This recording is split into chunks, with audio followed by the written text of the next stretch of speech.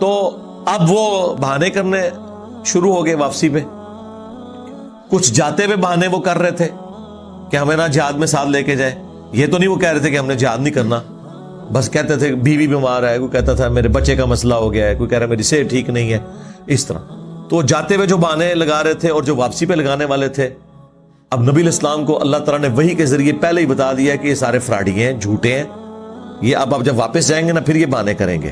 یہ بھی رسول اللہ کے ہوتے ہوئے جنم لیے ہوئے تھے, اور حالت دیکھیں دنیا کی محبت کا غلبہ کہ رسول اللہ کے ساتھ غداری کی ان لوگوں نے. اوپر سے کلمہ پڑھ لیا, لیکن دنیاوی منفعت کی خاطر انہوں نے نبی علیہ السلام کے ساتھ جو ساتھ دینا چاہیے تھا, نبھانا چاہیے تھا, وہ نہیں نبھایا, اور ہمیشہ کی جہنم کمائی. اور سب سے بڑھ کر قیامت تک لعنتیں پڑ رہی ہیں. جب قرآن میں ہم ان کا ذکر کرتے ہیں, ان خبیثوں کا ذکر جو ہے وہ ان الفاظ کے ساتھ کرتے ہیں کہ یہ تھے دین کے غدار.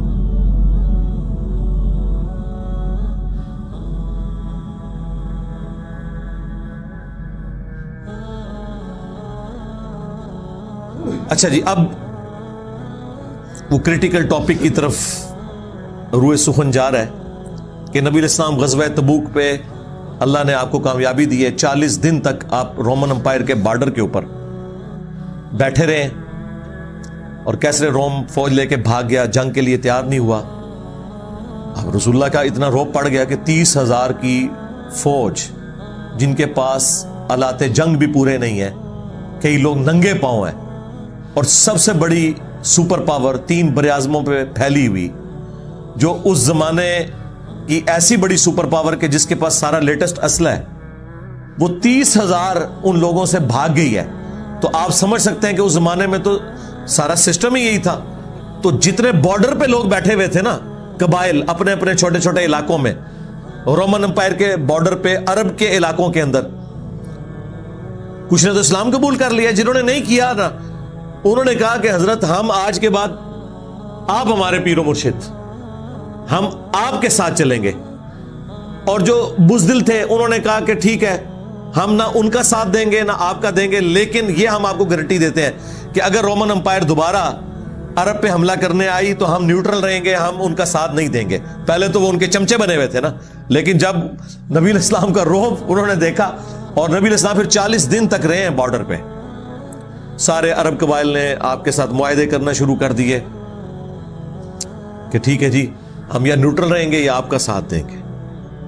اب یہ سب کچھ جب ہو گیا, پیچھے تو تھرتھلی پہ گئی, کیونکہ منافقین میں سے کچھ لوگ تو ساتھ گئے ہوئے تھے جنہوں نے واپسی پہ قاتلانہ حملہ حضور کے اوپر کیا تبوک سے واپسی پہ, اور کچھ پیچھے تھے جنہوں نے مسجد ضرار بنا لی. اردو میں ہم زرار پڑھتے ہیں, عربی میں ضرار, ضاد را الف را, اور ضاد کے نیچے زیر ہے. ضرار نقصان دینے والی, اللہ نے اس کا نام مسجد ضرار رکھا ہے. اور مسجد انہوں نے پیرلل میں مسجد نبی کے بنائی. اب انہوں نے یہ پلان کیا, پہلے تو بنائی اس لیے تھی کہ چونکہ نبی علیہ السلام تو اپنے ساتھیوں سمیت نعوذ باللہ شہید ہو جائیں گے, سپر پاور سے کون زندہ بچ کے آئے گا, چاند ایک بچ کے آئے تو ہم اپنا یہ جو اپنا ہیڈ آفس ہے وہ مسجد ضرار میں شفٹ کریں گے, اور نبی علیہ السلام کی سیٹ پہ آ کے ہم بیٹھ جائیں گے اور اپنے معاملات آگے چلیں گے. یہ بھی ان کی خام خیالی تھی. مولا علی کو حضور چھوڑ کے گئے ہوئے تھے مدینے میں, آپ سوچ سکتے ہیں کہ رسول اللہ واپس نہ آتے اور مولا علی کے ہوتے ہوئے اس دین کا کوئی نقصان کر سکتا تھا؟ Not at all. خیر یہ ان کی ایک خام خیالی تھی. جب انہیں پتا چلا کہ یہ تو کام الٹ گیا ہے, جن کے ہاتھوں شہادت کا وہ سوچ رہے تھے وہ تو ان سے بھاگے ہیں, اب ان کو ہاتھ پاؤں پڑ گئے کہ اب حضور واپس آئیں گے تو ہم کیا بہانہ لگائیں گے.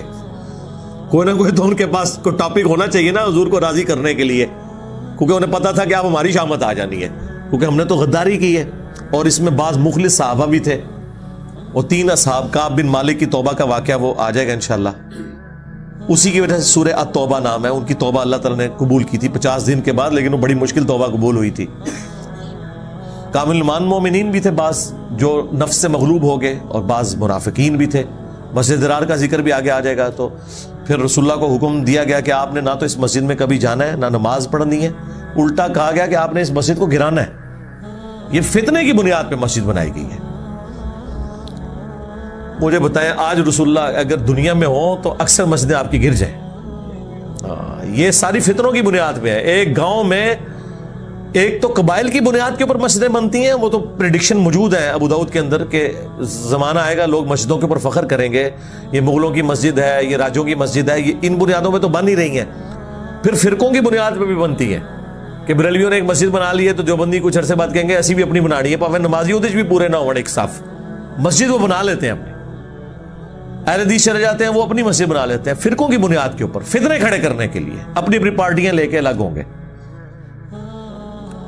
تو اب وہ بہانے کرنے شروع ہو گئے واپسی پہ، کچھ جاتے ہوئے بہانے وہ کر رہے تھے کہ ہمیں نہ جہاد میں ساتھ لے کے جائے، یہ تو نہیں وہ کہہ رہے تھے کہ ہم نے جہاد نہیں کرنا، بس کہتے تھے بیوی بیمار ہے، کوئی کہتا تھا میرے بچے کا مسئلہ ہو گیا ہے، کوئی کہہ رہا ہے میری صحت ٹھیک نہیں ہے، اس طرح۔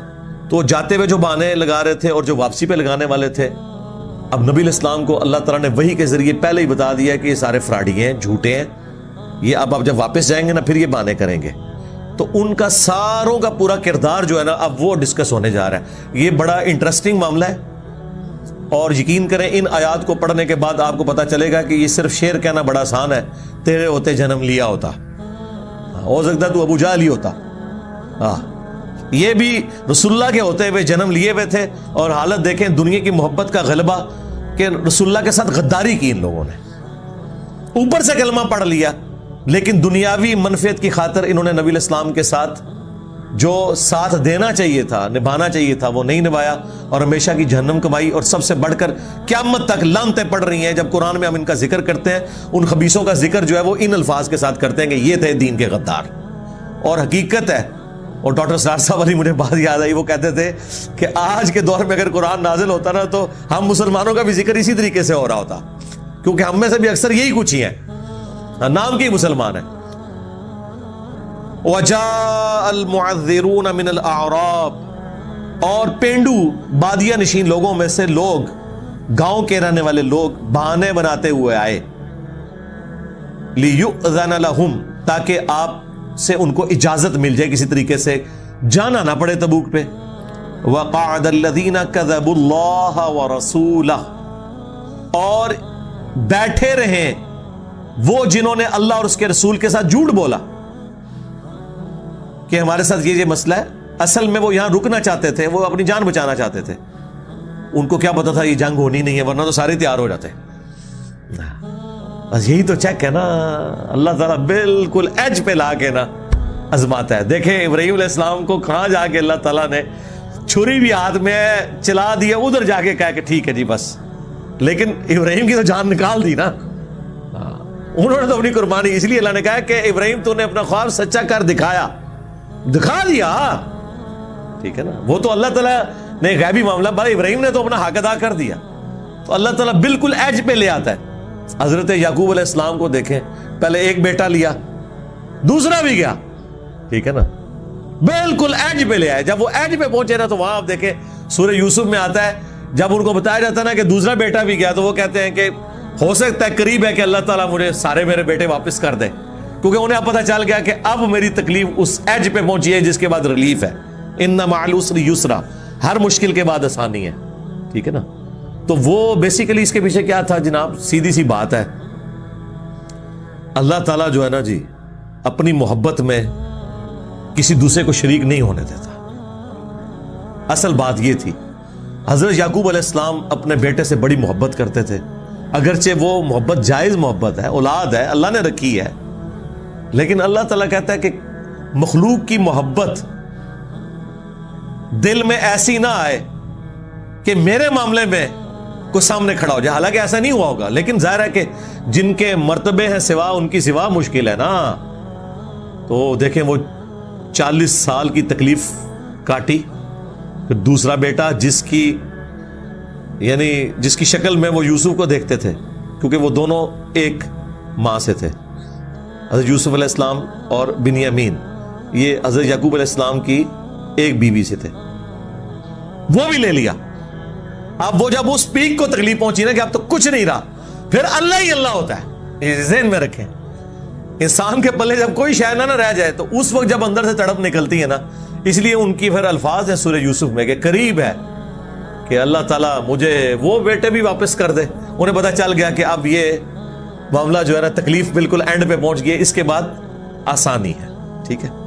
قرآن میں اللہ تعالیٰ نے یہ بھی فرمایا کہ جب کبھی اہل ایمان کے اوپر تکلیف آتی ہے حتیٰ کہ وقت کا رسول اور ساتھی پکار اٹھتے ہیں کہ کہاں ہے اللہ کی مدد، متا نصر اللہ، تو اللہ تعالیٰ متا پھر اس وقت اللہ تعالیٰ کی مدد آ جاتی ہے. ٹھیک ہے، یہ تو پھر جناب معاملہ بڑا بہت ہی حیران کن ہے. یہ اللہ کی عادت ہے جی، سیدھی سی بات ہے. جنت اس نے پلیٹ میں رکھ کے تو آپ کو نہیں دینی، ہر بندے کی آزمائش ڈفرنٹ ہے. اللہ اکبر.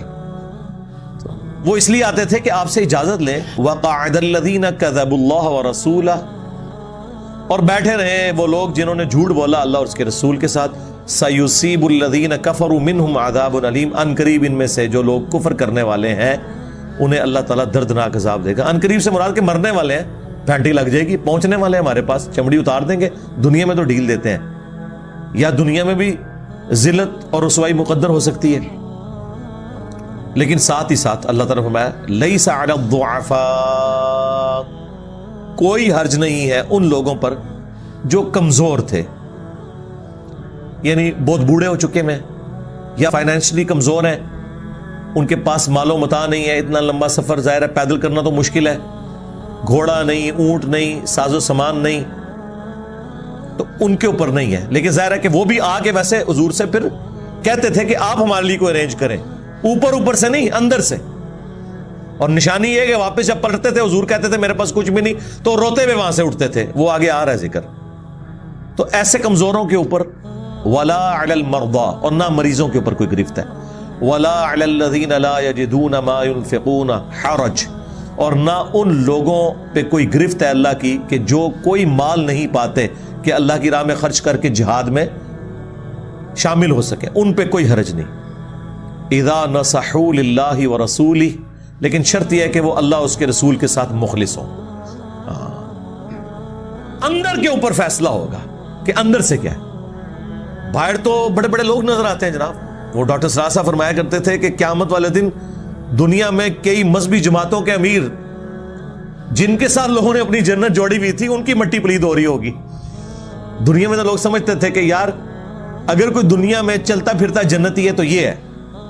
پتہ چلے گا وہ تو اس نے دنیا کمانے کا ذریعہ اس دین کو بنایا ہوا تھا، دین بیچ کے اپنی دنیا کما رہا تھا وہ.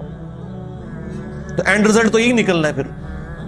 ما علی المحسنین من سبیل، اور نہ ہی نیکوکاروں کے اوپر کوئی الزام ہے، کوئی راستہ اللہ تعالیٰ ان پہ نہیں ڈھونڈے گا کہ ان کے اوپر کوئی گرفت کرے. ظاہر ہے مجبور تھے اس وجہ سے. واللہ غفور الرحیم، اور اللہ تعالیٰ بخشنے والا مہربان ہے. اب وہ شعراء فاق آیت آ رہی ہے 92 نمبر سورہ التوبہ کی، جو میں اپنے 20 لیکچرز میں بیان کر چکا ہوں. کیا سوز و گداز ہے اس آیت کے اندر. اللہ اکبر. وَلَا عَلَى الَّذِينَ إِذَا مَا أَتَوْكَ، اور نہ ان لوگوں کے اوپر کوئی اللہ تعالیٰ الزام دھرتا ہے کہ جو آپ کے پاس اس حال میں آتے ہیں لِتَحْمِلَهُمْ، کہ آپ انہیں کوئی سواری ایسی دے دیں کہ جو غزوہ تبوک میں آپ کے ساتھ شامل ہو سکے. قُلْتَ لَا أَجِدُ مَا أَحْمِلُكُمْ عَلَيْهِ، تو اے نبی آپ ان سے کہتے ہیں دیکھو میرے پاس تو کوئی ایسی سواری نہیں ہے، میرے پاس اتنا مال نہیں کہ میں تمہیں فائنینشلی سپورٹ کر سکوں کہ تم میرے ساتھ جہاد میں جاؤ. آپ ذرا ان لوگوں کی غربت کا حال دیکھیں یار. غریبوں کے بچے نہیں ہوتے ہیں، غریبوں کی بیویاں نہیں ہوتی ہیں، غریبوں کے ماں باپ نہیں ہوتے ہیں، لیکن ایمان کا لیول دیکھے کہ سواری بھی نہیں ہے سوار ہونے کے لیے. تو پیچھے گھر میں انہوں نے کیا کسی کو دے کے جانا تھا، بیوی بچوں کو اللہ کے سارے چھوڑ کے جا رہے ہیں. اچھا یہ وہ ساری باتیں ہیں جو سنا کے آپ کو تبلیغی جماعت والے بسترے اٹھا کے تو اپنے بابوں کی کتابیں پڑھانے کے لیے رائے لے جاتے ہیں نظام دین. شرم بھی نہیں آتی. ان آیات کا کیا لینا دینا، یا اس طرح کی تکالیف کا کیا لینا دینا تمہارے بزرگوں کی کتابوں کے ساتھ، تمہارے بزرگوں کے نظریات کے ساتھ، تمہارے بزرگوں کی کہانیوں کے ساتھ. یار یہ تو کمیٹڈ لوگ تھے، قرآن و سنت پہ عمل کرنے والے تھے. تم تو صرف زبانی کہتے ہو کہ اللہ کے احکامات کو نبی کے طریقوں پہ پورا کرنا ہے. تو سرکار پھر اس کا اینڈ رزلٹ یہ ہونا چاہیے کہ اعلان کرنے کے بعد قرآن میں سے درس ہو رہا ہو اور نبی کا طریقہ بخاری مسلم سے نماز کا طریقہ تم لوگوں کو بتا رہے ہو. تو دیکھو کیسے چہرے بگڑتے ہیں. وہ آیتیں یہ پڑھ رہے ہوتے ہیں. تو نبی تم ان سے فرماتے ہو میرے پاس کوئی ایسی چیز نہیں ہے کہ میں تمہیں سواری کے لیے دوں اور تم میرے ساتھ جہاد میں شامل ہو جاؤ. تولوا واعینہم تفیض من الدمع, تو وہ اس حال میں آپ سے واپس پلٹ رہے ہوتے ہیں کہ ان کی آنکھیں آنسوؤں سے تر ہوتی ہیں. یعنی یہ ہے کیفیت بندے کی اسی وقت ہوتی ہے جب اندر سے وہ تیار ہوتا ہے, ورنہ تو کہ ٹھیک ہے میں کام پا چھڑا ہے, حاضری لو آ چھڑی. یہاں بھی لوگ کہتے ہیں نا بغیر وضو کے جنازہ پڑھتے کہتے ہیں حاضری لگ گئی, میت پہ چلے جاتے حاضری لگ گئی. اور ماں باپ بچپن سے ٹریننگ یہ کر رہے ہیں پتر مل کے آئی, خالی جنازہ نہ پڑھ کے آ جائیں, مل کے بھی آئی ہوتے تاکہ انہوں پتہ لگے. پھر لوگوں نے بے وضو جنازے پڑھنے ہیں نا. یہ آپ کے جتنے پولیٹیشنز ہیں اکثریت صحافی حضرات بغیر وضو کے پڑھتے ہیں, کیونکہ وہ جنازہ پڑھنے تو گئے نہیں ہوتے, دنیا داری نبھانے گئے ہوتے ہیں. اور اکثر جن کا پڑھ رہے ہوتے ہیں نا وہ اس قابل ہیں کہ ان کا بغیر وضو کا ہی پڑھا جائے. انہوں نے پوری زندگی اللہ کو کوئی سیریس نہیں لیا ہوتا, تو اللہ تعالیٰ ان کو ان دعاؤں سے بھی محروم کر دیتا ہے. بھئی انہوں نے کیا کنٹریبیوٹ کیا ہوتا ہے, یہی کچھ ہی ہوتا ہے نا. اور پھر آپ جب دفنانے کے لیے جائیں تو ہر بندے کا موبائل بول رہا ہوتا ہے, کسی کو کوئی واٹس ایپ کوئی میسج آیا ہوتا ہے وہ سائڈ تو لگا ہوتا ہے. اندازہ کریں, حالانکہ ایک دن پہلے وہی لوگ ان کے ساتھ 3-4 موبائل لے کے پینٹوں میں گھسائے ہوئے اور کوٹ کے اندر گھسائے ہوئے, ان کو پتا ہے کہ ہمارے ساتھ تھے 2 دن پہلے یہ کر رہے تھے اور 2 دن بعد میں بھی اس قبر میں اتر سکتا ہوں. نہ بولنے شاہ ایسا مرنا نہ ہی غور پہ آئے کوئی اور. تو عبرت تو حاصل کرنی چاہیے. اور پھر جنازوں کے اندر ایک دن میرے والد صاحب ایک جنازے میں گئے اور دیکھیں 2 مہنگے موبائل, میرا خیال ہے وہ پاکستانی لاکھ روپے سے اوپر کے تھے, دونوں موبائل جناب انہوں نے اس میں ڈالے ہوئے اپنے کوٹ کے اندر. ٹھیک ہے, گھر واپس آئے تو دونوں ہی نکال لیے کسی نے جنازے میں سے. یہ نہیں ہے کہ وہ کسی کوئی پارٹی میں گئے ہوئے ہیں کہیں گئے ہوئے ہیں. آپ اندازہ کریں جب جنازہ پڑھنے والے لوگ اپنے سامنے میت دیکھ رہے ہیں, لیکن نہیں, وہ آپ کو پتا ہے جب وہ میت کا منہ دکھایا جاتا ہے تو بندے پہ بندہ چڑھا ہوتا ہے. اس وقت اگر آپ کے کوٹ میں کوئی چیز رکھی ہوئی ہے تو کوئی نکال کے بھی لے جائے, کیا پتا چلتا ہے. یہ حالت ہوتی ہے لوگوں کی. تو کوئی فرق نہیں پڑتا جب تک کہ اندر انسان کا ٹھیک نہ ہو. جن کا اندر ٹھیک ہے تو وہ اللہ تعالیٰ مارا کہ وہ اس حال میں پلٹتے ہیں کہ ان کی آنکھیں آنسوؤں سے تر ہوتی ہیں. حزنن اللہ یجدوا ما ينفقون, اس غم کے سبب کہ وہ کوئی ایسی چیز نہیں پاتے کہ اللہ کی راہ میں خرچ کر سکے. یہ سورہ التوبہ کی آیت نمبر 92 اس بات پہ گواہ ہے کہ رسول اللہ کی زندگی میں کبھی ایسا نہیں ہوا کہ آپ اوپر دیکھیں تو سونا, نیچے دیکھیں تو سونا, دائیں دیکھیں تو سونا, بائیں دیکھیں تو سونا. ورنہ مجھے بتائیں ان سے زیادہ کون حقدار تھا. حضور کو یہ معجزہ ہی دے دیا جاتا, بعد میں کہتے او جی وہ حضرت صاحب نے مسلح چکیا تھلے سونا ہی سونا, او ظاہر مریدہ کو لے آ کے سونے دی شکل ہی چو سکتا ہے سٹور کیتا ہوئے تھلے نہیں جی کانا سونے دیاں. اور سرکار پاکستان کے پاس اور دنیا کے درجنوں ممالک کے پاس یہ ٹیکنالوجی نہیں ہے کہ سونے کو کانوں کی شکل میں نکال کے علیحدہ کر سکیں. چند ایک کمپنی ہے, ورنہ ہم نے نکال نہ لیا ہوتا بلوچستان کا سونا. لوگ سمجھتے ہیں کہ وہ جس طرح سنیارے کی دکان پہ کان ہوتی ہے اس طرح وہ نہ زمین کھوتے ہیں سونا پڑا ہوتا ہے. اس سے ان کی جہالت کا اندازہ لگا لیں جی مسلح جو کہ کان نہ سونے دیاں, اس طرح کی کان دے اس پلانٹ ارتھ کوئی نہیں ہوتی ہے. کولو ایک سٹوری بنائی ہوئی ہے. پھر پرانے بزرگوں کا وہ جی ایک بزرگ تھے ان کے پاس کوئی ایسا فارمولہ تھا کہ وہ سونا بنا لیتے تھے. سرکار سونا ایسی دھات ہے جو کسی دھات سے بن نہیں سکتی. یہ تو ایک اسٹیبلش رول ہو چکا ہے. سائنس نے دیکھے کتنی مٹی پلید کی ہے, اب ان حکیموں کے اوپر لانتے بھیجے جو پتہ نہیں کیا کیا کام کرتے تھے سونا بنانے کے لیے. سونا بن ہی نہیں سکتا. وہ سمجھتے ہیں یہ اس طریقے سے ہے کہ 2-4 چیزیں جوڑنے سے جنا حلیم بن جاتی ہے نا تو کوئی سونا بھی بن جاتا ہوگا, کوئی 2-4 درخت کی جڑی بوٹیاں ڈالیں اور سونا بن جائے گا. ان کی جہالت کا لیول آپ دیکھیں. کانا جی سونے دیے تلے, تو سرکار پھر چندے کیوں لیتے ہو, بند کرو. تو یہ جب اپنے بزرگوں کے بارے میں کلیم کرتے ہیں نا کہ جی وہ ان کو استنجے کے ڈھیلے نہیں مل رہے تھے تو وہ جس چیز کو وہ ہاتھ لگاتا تھا وہ بندہ، اور وہ واقعہ شروع کر رہے ہیں جی اس بندے کو نا فارمولا وہ ڈھونڈنے آیا تھا جس کے ذریعے سونا بنایا جا سکتا ہے، سنیاسی بابا، وہ بھی جھوٹا، بزرگ بھی جھوٹا، بیان کرنے والا بھی جھوٹا، ٹھیک ہے نا، یہ ان لوگوں کی حالت ہے۔ انما السبیل علی الذین یستأذنونک، گرفت تو صرف ان لوگوں کے اوپر ہے جو آپ سے اجازت لیتے ہیں، وہم اغنیاء، جبکہ اللہ تعالیٰ نے انہیں مال و دولت دیا ہوا ہے، اب تو ان کے پاس تو بہانہ ہی کوئی نہیں ہے، مال بھی، صحت بھی، پیچھے بھی بچوں کو خرچہ بھی دے کے جا سکتے ہیں صرف جان بچانے کی خاطر۔ میں نے آپ کو غزوہ تبوک کے حوالے سے سورہ توبہ کے سٹارٹ میں بتایا تھا کہ یہ پہلا غزوہ تھا جس پہ نفیر عام ہوئی تھی کہ جو استطاعت کے باوجود شریک نہ ہو سکا وہ منافق تصور ہوگا۔ اس سے پہلے جتنے جہاد اور قتال ہوئے ہیں نا وہ آپشنل تھے، غزوہ بدر، احد، خندق، اس میں نفیر عام کی جاتی تھی کہ جس نے جانا ہے وہ چلے، جس نے نہیں جانا نہ جائے۔ لیکن تبوک چونکہ ایک بڑی جنگ تھی، مین پاور چاہیے تھی، یہاں پہ یہ تھا کہ صرف منافق ہی پیچھے رہے گا، اور یہ بیسیکلی چونکہ حضور دنیا سے جانے والے تھے، اللہ تعالیٰ نے نا کامل الایمان مومنین کو دکھانا تھا کہ جس کی زندگی میں فرق نہ پڑے رسول اللہ کے ساتھ رہ کے بھی نہیں پڑتا۔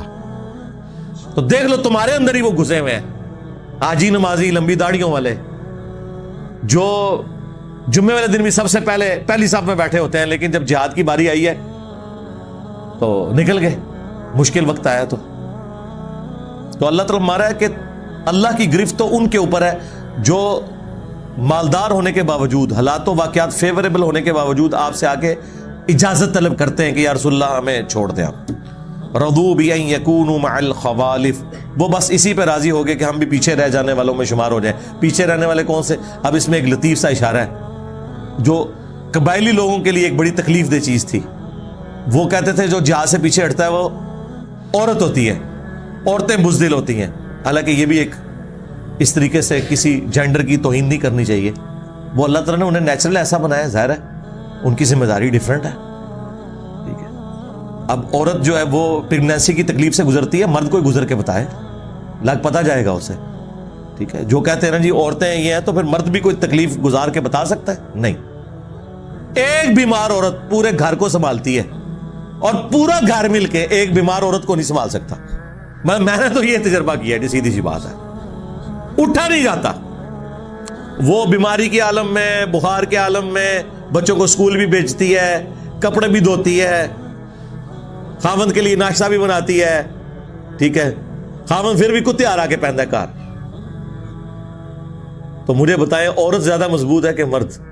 دیکھیں اس معاملے میں دیکھیں تو عورت مضبوط ہے۔ ہاں قتال اور جہاد کے معاملے میں اللہ تعالیٰ نے اسے جسم کے طور پہ ویسا سٹرونگ نہیں بنایا، یہ اس کی کوئی کمزوری نہیں ہے۔ لیکن عرب کے لوگ چونکہ یہ بڑا اپنے لیے گالی تصور کرتے تھے، یہ تو زنانی نکلا جی، یہاں بھی کہتے ہیں چوڑیاں تو نہیں پہنی ہوئی، تو اللہ تعالیٰ نے اسی طرف ان کو ٹونٹ کروائی ہے کہ یہ تو راضی ہو گیا کہ پیچھے رہ جانے والوں کے ساتھ زنانیاں ہی نکلیاں۔ اب اس میں کوئی عورتوں کی توہین کرنا مقصود نہیں تھا، یہ ذہن میں رکھیے گا۔ یہ ان کو بتانا تھا کہ جو تم گالی سمجھتے تھے نا دوسروں کے حق میں، آج اسی گالی کا شکار تم خود ہو گئے ہو، پیچھے رہ جانے والوں میں ہو گئے ہو۔ کن میں؟ بوڑھے، عورتیں، مریض، بچے۔ جڑے ہوتے آؤ، جڑے نہ نکلے تسی تو کہتے ہیں مرد کا بچہ اونے پھر تسی نکلے۔ تو اب یہ ساری اتنی ساری باتیں کرنے کی ضرورت نہیں تھی، اللہ تعالیٰ کا مزاج نہیں ہے۔ گفتگو بڑے لطیف انداز میں کسی تک میسج پہنچانا ہوتا ہے، اور بڑا اچھا ان کو صحیح چوٹ لگی جا کے، یہ پیچھے رہ جانے والوں میں شامل ہو گئے۔ وَطَبَعَ اللَّهُ عَلَىٰ قُلُوبِهِمْ، اور اللہ نے ان کے دلوں کے اوپر مہر لگا دی۔ فَهُمْ لَا يَعْلَمُونَ، پس وہ کچھ نہیں جانتے، یعنی انہیں پتہ نہیں کہ اب اس کا اینڈ رزلٹ کیا ہونے والا ہے۔ دنیا میں تو ذلت اٹھائی اس بدنامی کی شکل میں کہ اللہ کے نبی علیہ السلام کو اللہ نے بغیر جنگ کے غزوہ تبوک میں فتح دے دی، اور اب تمہاری حالت یہ ہے کہ تم لوگ تو کنکلوڈ کر بیٹھے تھے کہ اب پیچھے ہم سب کچھ سنبھالیں گے، اور رسول اللہ واپس آ گئے، تو اب دیکھو تمہارے ساتھ کیا ہونے والا ہے۔ یہاں پہ ہمارا پارہ نمبر 10 مکمل ہوا، اور 11ویں پارے کی پہلی آیت وہ واپسی پہ اب کیا ہونا ہے حضور کو پہلے وحی کے ذریعے بتایا جا رہا ہے کہ اب آپ مینٹلی تیار ہو جائیں، یہ کریں گے اور آپ نے ان کے ساتھ اس طریقے سے بیہیو کرنا ہے. یہ تھا وہ چیز جو وحی کے ذریعے اللہ کے نبی کو بتائی گئی. نبی علیہ السلام کو یہ ساری گیم نہیں پتا تھی.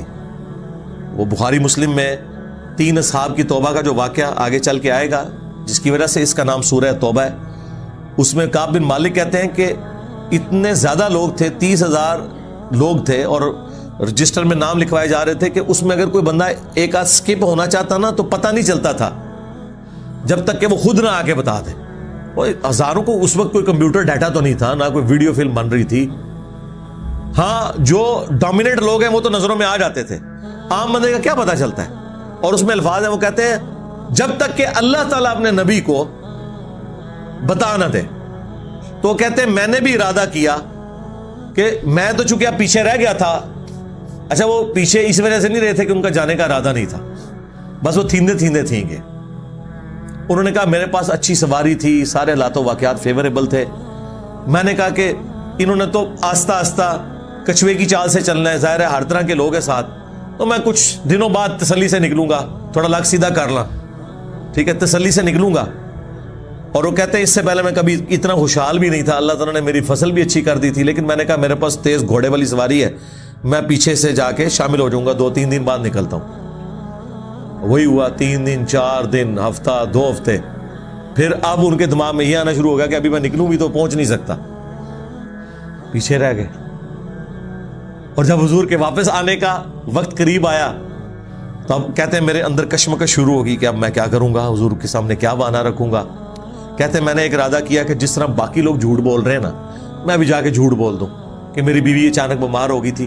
اور اس میں آگے الفاظ ہیں بخاری مسلم کے کہ نبی علیہ السلام کو نہیں پتہ چلتا تھا جب تک کہ اللہ تعالیٰ وحی کے ذریعے آپ کو بتانا دے.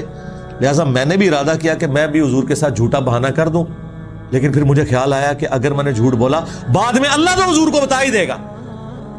یہ الفاظ ہیں سرکار. علم غیب کا عقیدہ صحابہ کو کلیئر تھا کہ حضور کو نہیں پتا چلتا تھا جب تک وحی نازل نہ ہو. اور وہ کہتے تھے میں نے بھی ارادہ کیا کہ میں بھی جھوٹ بول کے حضور سے جان چھڑا لوں، لیکن مجھے خطرہ تھا بعد میں وحی نازل ہو گئی اور حضور کو بتا دیا گیا کہ یہ جھوٹ بول کے گیا ہے. تو کہتے پھر میں نے ہمت کر کے جا کے حضور کے سامنے سچ بولا. اس سچ کی تکلیف وقتی طور پہ انہوں نے کاٹی، لیکن ہمیشہ کے لیے ان کی توبہ قرآن میں آ گئی ہے. دیکھ لے، سچ کی وجہ سے وقتی طور پہ تکلیف کاٹنی پڑتی ہے، لیکن بعد میں اللہ تعالیٰ ایسا سکون دے دیتا ہے انسان کو خود بھی.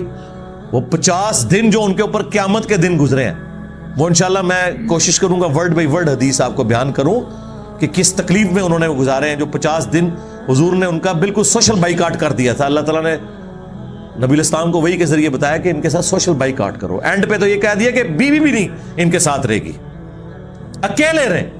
نماز پڑھنے جاتے تھے، کوئی نہ کوئی سلام کرتا تھا، نہ کوئی آگے بات لے کے چلتا تھا، بالکل بائیکاٹ ہوا تھا. اس سے بڑھ کے پھر وہ رومن امپائر کی طرف سے ایک لیٹر بھی آ گیا کہ تمہارے ساتھی نے تمہیں چھوڑ دیا تو تم ہمارے پاس آ جاؤ. ٹھیک ہے، ہم میں سے کوئی ہوتا تو کہتا ہے دیکھ لو یا رسول اللہ، ہاں آفر آئی جے منو، لیکن میں تہاڈا مخلص ہاں، یہی کہتے ہیں نا. اور اس کے ذریعے بلیک میل کرتا کوئی رسول اللہ کو جا کے. انہوں نے نبی علیہ السلام سے اس کا ذکر تک نہیں کیا، خود رونا شروع کر دیا کہ یار میں اس لیول پہ گر گیا ہوں کہ کافر مجھے اپنی طرف بلا رہے ہیں. ہونا تو چاہیے تھا کہ وہ لیٹر لے کے جاتے، دیکھ لیں حضور میری کیا ورت ہے، میرے لیے کوئی معافی نامہ کر دے، نہیں تو میرے پاس آپشن موجود ہے. لیکن منافق نہیں تھے نا، مومن تھے. ایون احسان بھی نہیں جتایا، تندور میں پھینک دیا خط، اور اس کا ذکر بھی نہیں رسول اللہ کے ساتھ کیا کہ حضور کا دل نہ کہیں دکھے. یہ ایمان کا لیول تھا. پھر جا کے وہ میں نے بتایا نا، جب بالکل ایج پہ بندہ پہنچتا ہے نا، پھر آیات نازل ہوئی اور اللہ تعالیٰ نے ان کی توبہ قبول کی. اسی توبہ کی وجہ سے اس سورت کا نام التوبہ ہے. ویسے تو ننگی تلوار ہے پوری سورت، نام التوبہ ہے. ٹھیک ہے، ویسے ایک نام ہے. دوسرا جو اس کا نام ہے بہت کم لوگوں کو پتا ہے، وہ سورہ برا، اعلان بیزاری ہے اللہ اور اس کے رسول کا منافقین اور کافروں کے اگینسٹ. وہ سخت ذرا نام ہے، اس لیے توبہ زیادہ مشہور ہوگی ان صحابہ کی توبہ کی وجہ سے. بہرحال دیکھ لیں تو اب اس کا ذکر آ رہا ہے، یعتذرون الیکم اذا رجعتم الیہم. وہ بہانے پیش کریں گے جب تم واپس لوٹو گے ان کی طرف. قل لا تعتذروا، تو اے نبی ان سے تم نے فرمانا ہے کہ مت بہانے بناؤ، لن نؤمن لکم، ہم تمہاری کسی بات کا یقین نہیں کریں گے، قد نبأنا اللہ من اخبارکم، بے شک اللہ نے ہمیں تمہارے بارے میں پوری خبر دے دی ہے کہ تم لوگ 2 نمبر لوگ ہو۔ یہاں پہ کیا عقیدہ آیا؟ حضور کہتے ہیں کہ اللہ نے ہمیں خبر دے دی ہے، نبی تم نے یہ فرمانا ہے۔ یہ کیا کہتے ہیں جی؟ بزرگ دلوں کا حال جان لیتے ہیں۔ رسول اللہ کا بھی سٹیٹس یہ کہ اللہ نے خبر دے دی ہے۔ وَسَيَرَ اللَّهُ عَمَلَكُمْ وَرَسُولُهُ، اور ان قریب مستقبل میں اللہ اور اس کا رسول تمہارے کرتوتوں کو دیکھیں گے، اعمال کو۔ ثُمَّ تُرَدُّونَ إِلَىٰ عَالِمِ الْغَيْبِ وَالشَّهَادَةِ، اور پھر تمہیں الٹیمیٹلی مر کے اس ہستی کے حضور پیش ہونا ہے جو غیب کا بھی جاننے والا ہے اور ظاہر کا بھی جاننے والا ہے، چھپی ہوئی چیزوں کا بھی اور ظاہر چیزوں کا بھی۔ فَيُنَبِّئُكُم بِمَا كُنتُمْ تَعْمَلُونَ، اور وہ تمہیں پھر آگاہ کر دے گا جو کچھ تم دنیا میں اعمال کیا کرتے تھے، سارا پردہ چاک ہو جائے گا قیامت کے دن۔ سَيَحْلِفُونَ بِاللَّهِ، ان قریب جب تم اے نبی واپس لوٹو گے تو یہ قسمیں کھائیں گے، اللہ کی موٹی موٹی قسمیں، لکم تمہارے لیے، اذا انقلبتم الیہم، جب تم ان کی طرف لوٹ کے جاؤ گے، لتعرضوا عنہم، تاکہ اے نبی تم اور تمہارے ساتھی ان سے راضی ہو جائیں۔ یعنی جھوٹے بندے کی نشانی ہوتی ہے کہ وہ بات بات پہ قسم کھاتا ہے اگلے بندے کو یقین دلانے کے لیے۔ اللہ کی قسم میری بیوی بیمار ہو گئی تھی، یا رسول اللہ مجھے قسم ہے اس ذات کی جس کے قبضہ قدرت میں میری جان ہے کہ میرے ابا جی بیمار ہو گئے تھے، اور ماں باپ کا تو حق ہے نا، آپ کو پتہ ہے، رزق حلال تو عین عبادت ہے، یا رسول اللہ قسمیں اٹھا اٹھا کے کہیں گے تاکہ تم ان سے راضی ہو جاؤ۔ اللہ اکبر۔ فَأَعْرِضُوا عَنْهُمْ، تو اے نبی تم نے ان سے رخ انور پھیر لینا ہے، اور ان کے صحابہ کو بھی ساتھ حکم دیا جائے۔ اِنَّهُمْ رِجْسٌ، یہ پلید لوگ ہیں، وَمَأْوَاهُمْ جَهَنَّمْ، اور ان کا ٹھکانہ ہے جہنم، جَزَاءً بِمَا كَانُوا يَكْسِبُونَ، اور یہ بدلہ ہے ان کے ان کرتوتوں کا جو انہوں نے کیا ہے۔ یار اللہ بڑا ڈاٹا ہے، سیدھی سی بات ہے۔ اگر آپ اللہ کی طرف جائیں تو اللہ سے بڑھ کر غفور الرحیم نہیں ہے، اور اگر آپ اللہ کے ساتھ غداری کرتے ہیں تو دیکھ لیں اللہ تعالیٰ اپنے پیغمبر ان کے ساتھیوں کو بھی کہہ رہے ہیں خبردار یہ پلید لوگ ہیں، ان کی بات بھی نہیں سننی آپ۔ یحلفون لکم لترضوا عنہم، یہ قسمیں کھائیں گے تاکہ اے نبی اور ان کے صحابہ تمہیں یہ راضی کر لیں۔ اللہ اکبر۔ فَإِن تَرْضَوْا عَنْهُمْ، اور اگر یہ اپنی جھوٹی قسموں سے، اپنے معصوم چہروں سے آپ کو دھوکہ دے کے راضی کر بھی لیں، فَإِنَّ اللَّهَ لَا يَرْضَىٰ عَنِ الْقَوْمِ الْفَاسِقِينَ، اللہ کو یہ فاسق لوگ راضی نہیں کر سکتے۔ یعنی اے نبی اگر تم اور تمہارے سارے ساتھی بھی ان سے راضی ہو جائیں، میں نے راضی نہیں ہونا، مراد کیا؟ کوئی اینڈ رزلٹ تو نہیں، جب تک اللہ نہ راضی ہو اس کے پیغمبر کے راضی ہونے سے یا اس کے اصحاب کے راضی ہونے سے کوئی فرق پڑ سکتا ہے؟ دنیا میں فرق پڑ سکتا ہے کہ دنیا میں کوئی کہے کہ جی بڑا بندہ اگر راضی ہو گیا ہے، اللہ کے ہاں تو بھائی دلوں کے اوپر فیصلے ہونے کہ اندر سے کس نے ایمان قبول کیا ہے۔